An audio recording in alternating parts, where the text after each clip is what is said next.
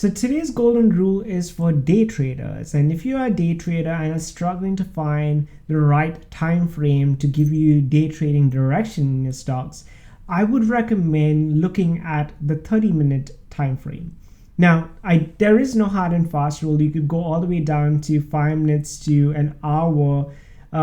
So there is like unlimited number of like perspectives that you could get on like where the market's heading, especially in the day time frame. But a lot of the professional traders, a lot of the more established traders would stick to the 30 minutes to an hour time frame to really know which direction the stock's trading, because it's hard to get that on the 5 or the 1 minute time frame. So you could always keep this as like a secondary direction indicator chart and focus more on the 5 minute or the 1 minute, whatever is your daily time frame that you use to trade. So I hope this was helpful. This will help you to really make more insightful decisions on the direction that the stock's trading, and also like take advantage of like the shorter time frames to go in and out of the market. So with that, stay tuned for another video coming up very soon.